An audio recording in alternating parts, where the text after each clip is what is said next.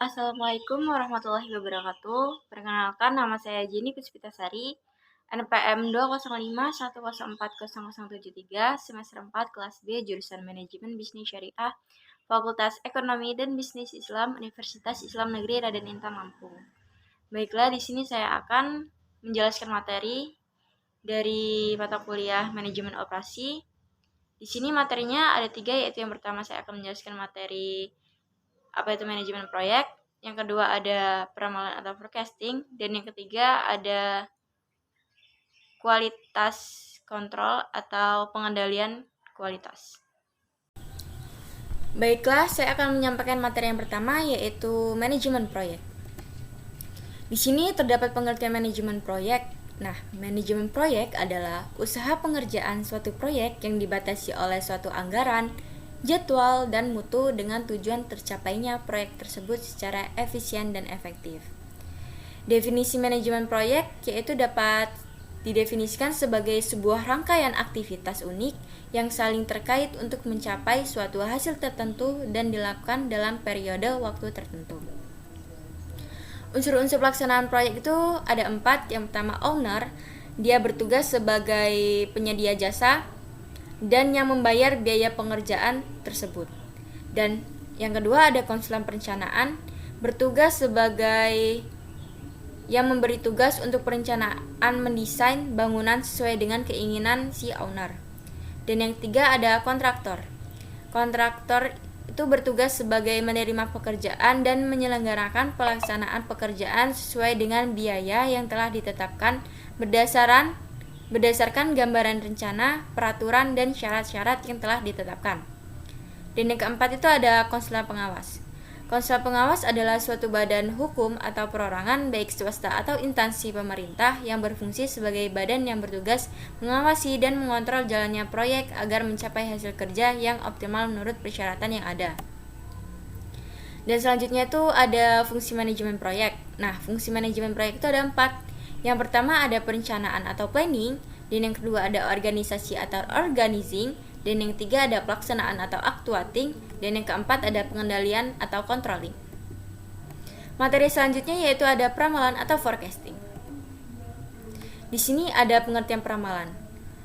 Pengertian peramalan adalah seni dan dengan ilmu atau memperkirakan kejadian di masa depan. Nah, peramalan ini dibagi menjadi 3. Yang pertama ada peramalan jangka pendek, yang kedua ada peramalan jangka menengah, dan yang ketiga ada peramalan jangka panjang. Peramalan jangka pendek yaitu dengan jangka waktu 0 hingga 3 bulan. Sedangkan peramalan jangka menengah yaitu dengan waktu 3 bulan hingga 2 tahun. Sedangkan peramalan jangka panjang yaitu atau forecasting yang menggunakan analisis dengan waktu yang lebih panjang. Biasanya berlangsung selama 2 tahun atau bisa lebih. Dan materi selanjutnya itu ada jenis-jenis peramalan. Jenis-jenis peramalan dibagi menjadi 3, yaitu yang pertama ada peramalan ekonomi, dan yang kedua ada peramalan teknologi, dan yang ketiga ada peramalan permintaan.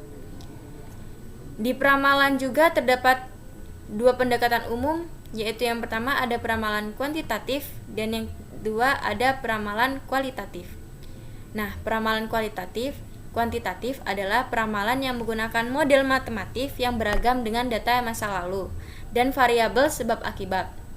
Untuk peramalan permintaan dan peramalan yang menggabungkan faktor seperti intuisi, emosi, pengalaman.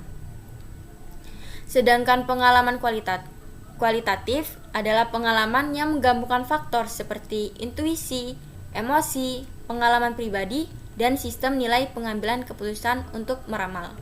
Di materi peramalan ini dia memiliki 5 metode kuantitatif.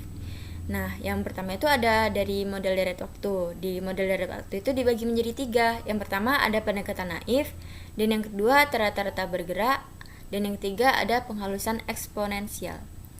Pendekatan naif adalah teknik peramalan yang mengasumsikan permintaan periode berikutnya sama dengan permintaan pada periode terakhir. Sedangkan rata-rata bergerak atau moving average merupakan suatu metode peramalan yang menghitung rata-rata suatu nilai runtut waktu dan kemudian digunakan untuk memperkirakan nilai pada periode selanjutnya.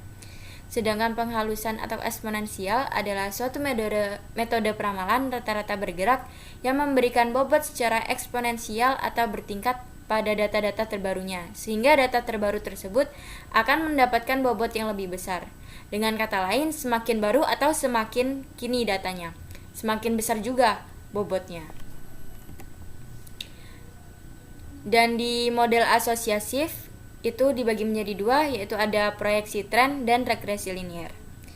Model asosiatif itu hubungan sebab akibat, seperti regresi linier yang menggabungkan banyak variabel atau faktor yang mungkin mempengaruhi kuantitas yang sedang diramalkan. Sebagai contoh, model asosiatif dari penjualan mesin potong rumput mungkin memasukkan faktor seperti adanya perumahan baru, anggaran iklan, dan harga pesaing. Dan proyeksi tren merupakan suatu metode peramalan serangkaian waktu yang sesuai dengan garis tren terhadap serangkaian titik-titik data masa lalu, kemudian diproyeksikan ke dalam peramalan masa depan. Sedangkan regresi linier menjadi salah satu metode yang dipergunakan dalam produksi untuk melakukan peramalan atau prediksi tentang karakteristik kualitas maupun kuantitas. Hal ini dikarenakan dengan memperkirakan berbagai kombinasi produk, perusahaan dapat memaksimalkan keuntungan serta memperkirakan jumlah produksi yang tepat. Materi selanjutnya yaitu pengendalian kualitas. Pengertian pengendalian kualitas itu adalah suatu sistem dan kegiatan yang dilakukan untuk menjamin suatu tingkat atau standar kualitas mutu tertentu sesuai dengan spesifikasi yang direncanakan, mulai dari kualitas bahan, kualitas proses produksi, kualitas pengolahan, barang setengah jadi, dan barang jadi sampai standar pengiriman ke konsumen agar produksi yang dihasilkan menjadi efektif dan efisien. Tujuan dari pengendalian kualitas adalah yang pertama ada agar barang hasil produksi dapat mencapai standar kualitas yang telah ditetapkan. Yang kedua itu mengusahakan agar biaya inspeksi dapat menjadi sekecil mungkin. Dan yang ketiga, mengusahakan agar biaya desain dari produksi dan proses dengan menggunakan kualitas produksi tertentu dapat menjadi sekecil mungkin. Dan yang keempat, mengusahakan agar biaya produksi dapat menjadi serendah mungkin. Pengendalian kualitas juga dibagi dalam dua kelompok, yaitu ada pengendalian selama pengelolaan atau proses, dan yang kedua ada pengendalian atas hasil yang telah diselesaikan. Pengendalian harus dilakukan secara beraturan dan teratur. Pengendalian dilakukan hanya terhadap bagian dari proses. Mungkin tidak ada artinya bila tidak diikuti dengan pengendalian pada bagian lain. Pengendalian ini juga pengendalian atas bahan-bahan yang digunakan untuk proses suatu barang produksi. Dan pengendalian atas hasil yang telah diselesaikan, meskipun telah diadakannya pengendalian kualitas selama proses itu tidak menjamin bahwa tidak ada hasil produksi yang rusak atau kurang baik. Untuk menjaga agar barang-barang yang dihasilkan cukup baik sampai ke konsumen, maka diperlukan adanya pengendalian atas barang hasil produksi. Di sini terdapat faktor yang mempengaruhi pengendalian kualitas. Yang pertama itu kemampuan proses, dan yang kedua ada spesifikasi yang berlaku, dan yang ketiga tingkat tidak kesesuaian yang dapat diterima, dan yang keempat kemampuan proses.